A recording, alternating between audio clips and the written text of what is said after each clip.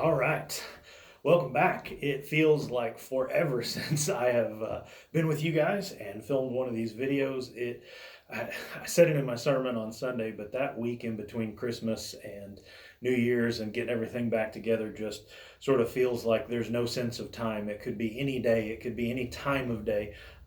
It just doesn't seem like anything is done the right way. And now with the threat of a few inches of snow and a lot of the virus stuff firing back up, the 3 days we had of Monday, Tuesday, and Wednesday of the kids going to school and me being in the office and going back to my normal schedule started to feel at peace and comfortable. That might be yanked away.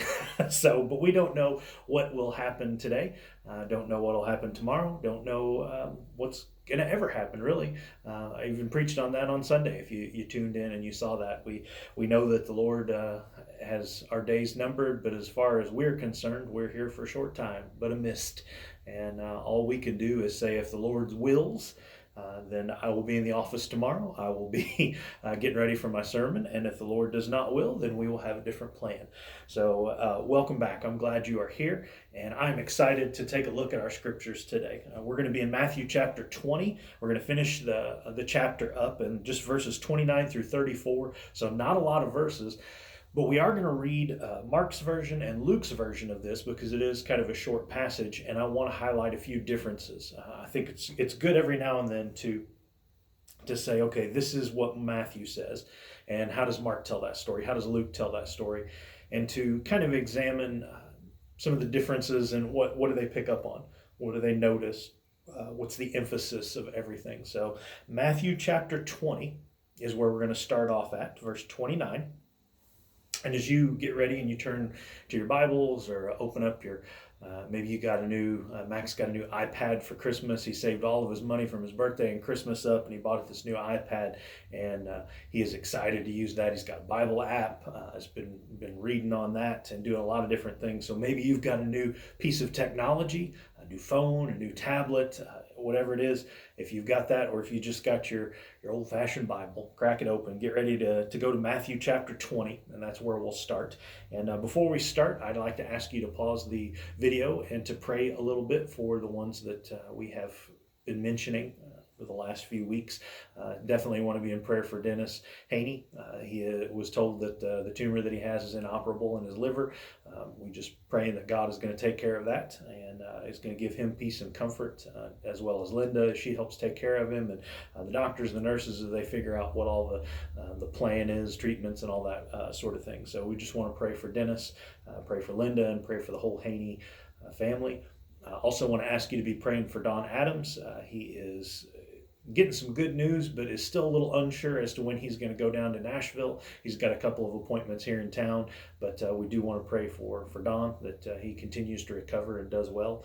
We've got several other folks that are on the prayer list that we pray for on a regular basis, and I want to continue to ask you to be praying for them. And then if there's anything else that you want to pray about, I'd encourage you, there's always a place for you to leave comments at the bottom of this video. You can email me at reidlandchristian@gmail.com. I would love to hear what you have to say about that. That's Reidland, REIDLAND, Christian, CHRISTIAN, @gmail.com. If you've got a prayer request, if you've got a comment on something we've talked about, I would love to hear that as well. So if you'd pause that, pray for those specifically, and we've got several others that we want to ask you to pray for that we do here on Sunday, just our normal service, but those really stand out, and I'd like to ask you to do that. So if you'll pray, and then we'll get started here.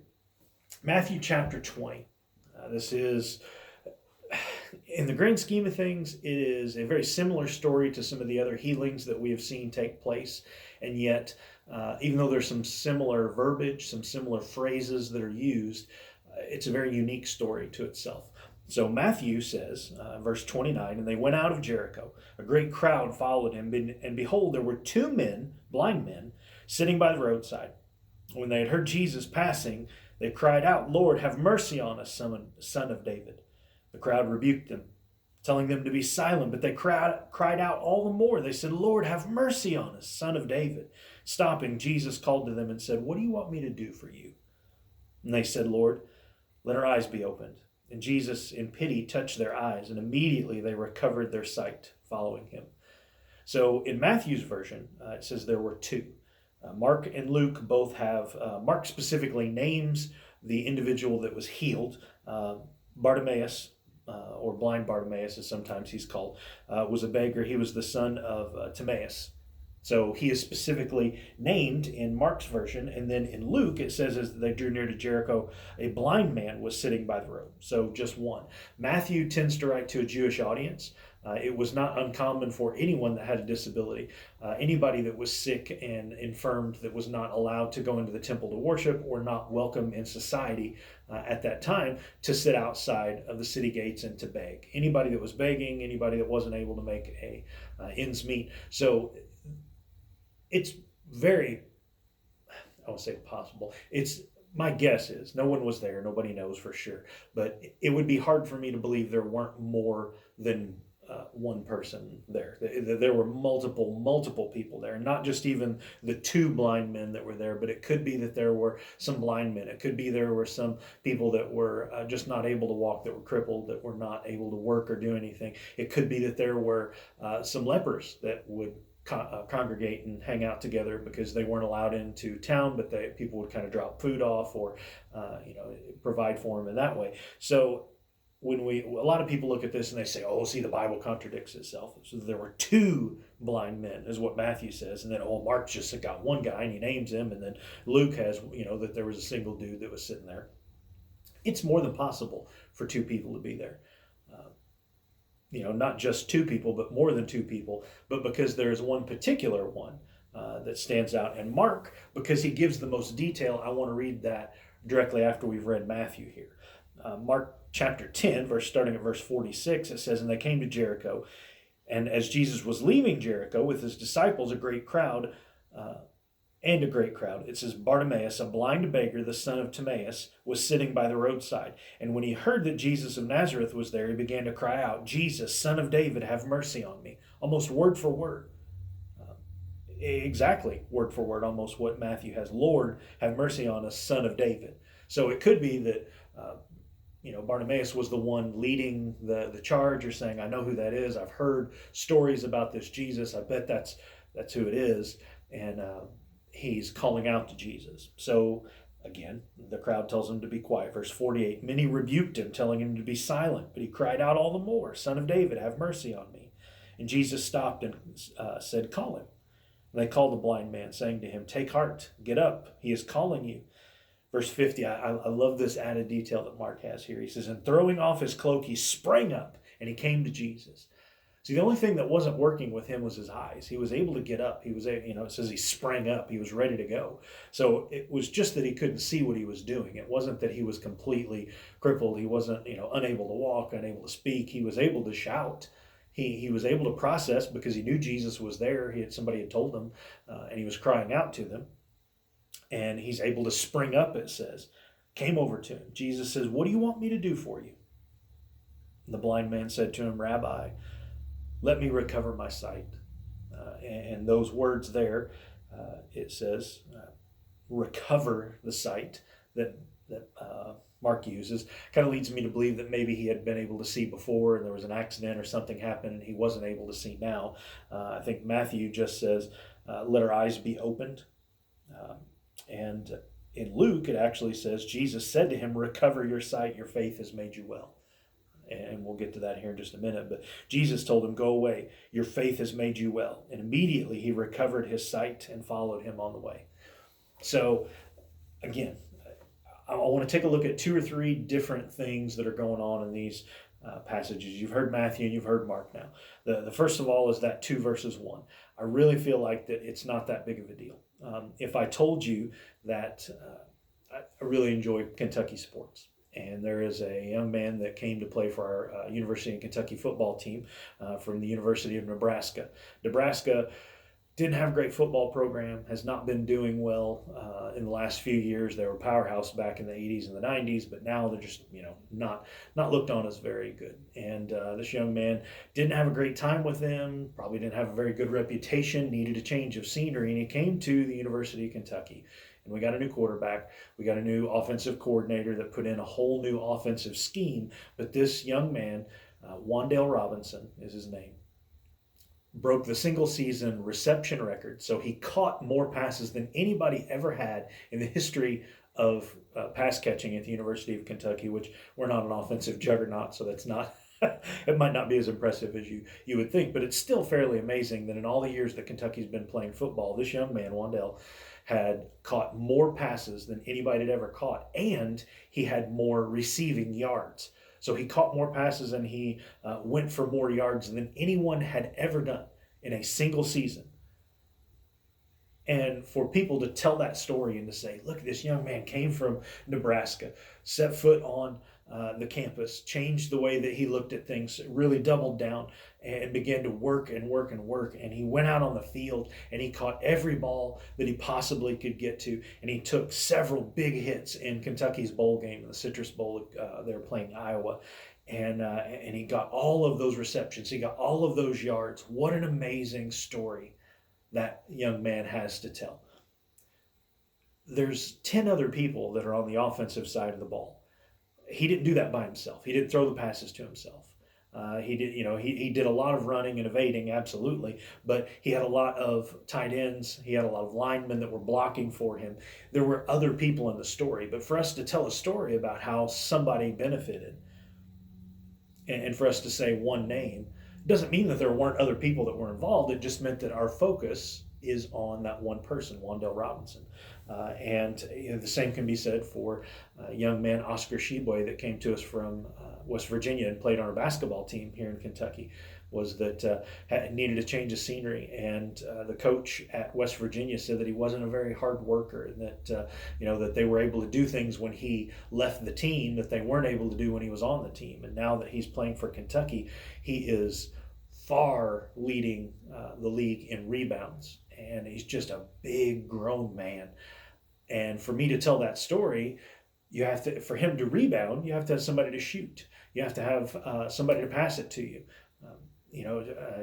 When he does a lot of this offensive stuff that he's been doing, just amazing down low, able to get down and hit layups. Didn't do so well last night against LSU, but he's had a pretty decent game.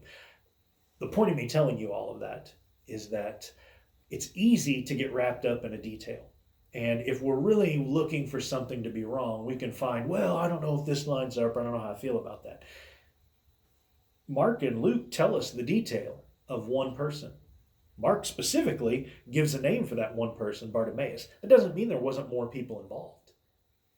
Doesn't mean that Matthew's wrong. In fact, Matthew might be concentrating from a Jewish perspective of the fact that for Jesus to perform this miracle and for this man to go to the temple to say, I can see now, there would have to be witnesses that saw this miracle happen so that he could be washed, he would be ceremonially clean, and he could be declared whole again by the rabbi at the temple. So it could be that Matthew is stressing not the man's name, but the fact that Jesus worked and there were enough people there, at least 2 witnesses, to establish that this in fact did happen. So I think that's something to look at as well. Who's writing it? What perspective are they writing it from? Matthew writes from a very Jewish perspective. He wants his Jewish readers to understand the law, the Torah, the history of who they are as Jews, and understand what Jesus is doing in light of that history of Judaism. So totally different reason for him writing than maybe Mark was writing, or maybe what Luke was writing. And then as he said, this man cried out, Lord, have mercy on me. I just want to be healed. Mark says that he leapt up, and this man said, Son of David, have mercy on me. They knew who he was. He was a son of David. He was the Messiah. The faith that this man had to get up, to hop up, to run to Jesus and to say, you can fix this. Jesus clearly says here that it's your faith that made you whole. There in verse 51 of Mark 10, and Jesus said to him, what do you want me to do for you? The blind man said, Rabbi, let me recover my sight. And Jesus said to him, go on your way. Your faith has made you well. This man's faith, just like the woman who touched Jesus' garment, we talked about that last time, just like all of those people before that have said, God, you don't even have to show up at my house. You can snap your fingers and something amazing can happen, Lord. Their faith was the key to that healing. Jesus didn't have to do anything. And Jesus tells this man, well, you want your sight back? You have faith that I could give it to you? Your faith has made you whole. So I like that. And in Matthew's version, there's a word that gets used there. And I think it's important for us to look at it. It's verse 34. It says, and Jesus in pity touched their eyes.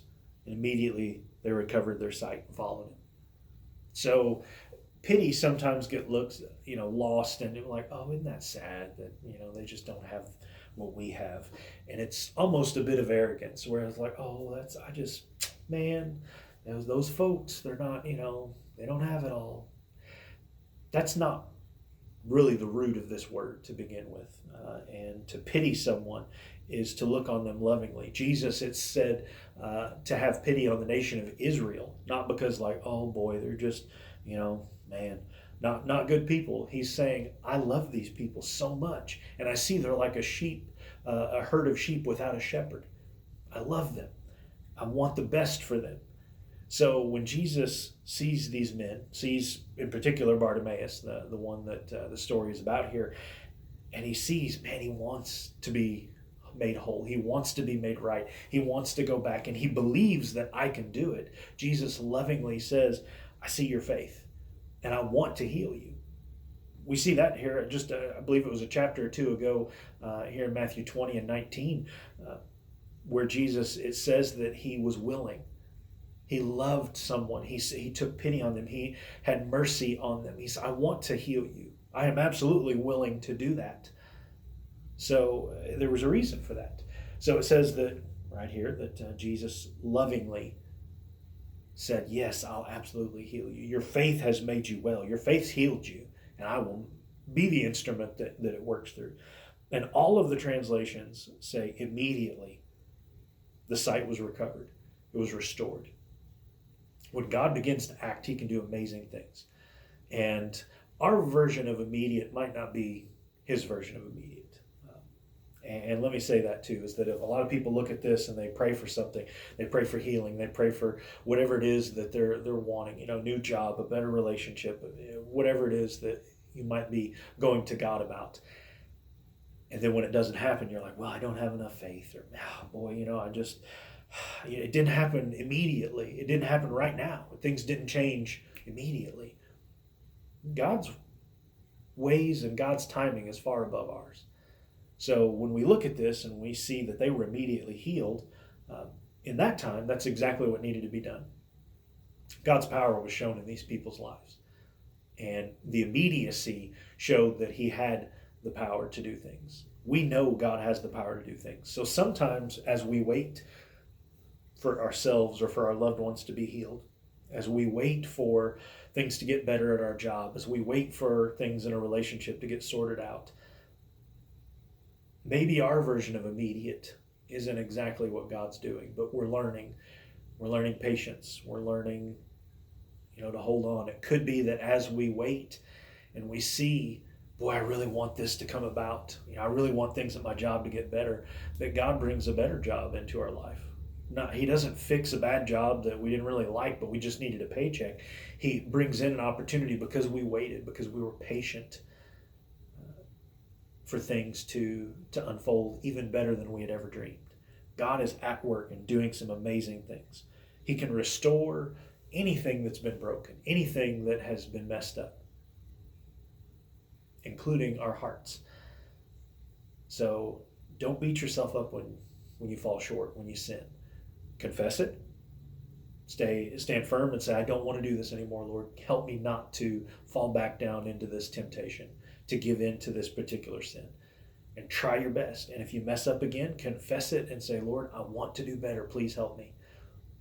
And maybe the healing, maybe the deliverance that we're looking for isn't immediate in our mind, like it doesn't happen in 5 seconds. The bank account doesn't get filled up immediately before we say amen. But God does begin to provide a peace and a patience and just an understanding that he is taking care of things. So I would encourage you, if you would, go read these again, Matthew 20, verses 29 through 34. I read you Mark 10, 46, all the way through 52, I think it is. I would encourage you to read Luke 18, verses 35 all the way through 43, and check that out. That's yet another version of this. I think I read just a snippet or two of it, but encourage you to go read that and see that God is absolutely at work. He's doing some amazing things. We just have to be ready to spring up, and we've got to have the faith in Him that He is working, even when things don't unfold the way that we want them to. So I'm glad to be back with you. I thought this was going to be a short one, and I think we went a little longer than I wanted, but still, I think we've covered some good stuff. I hope you have had a blessed week. Everything is going well for you, and I hope that you continue to be blessed. So we will see you soon. Have a great one.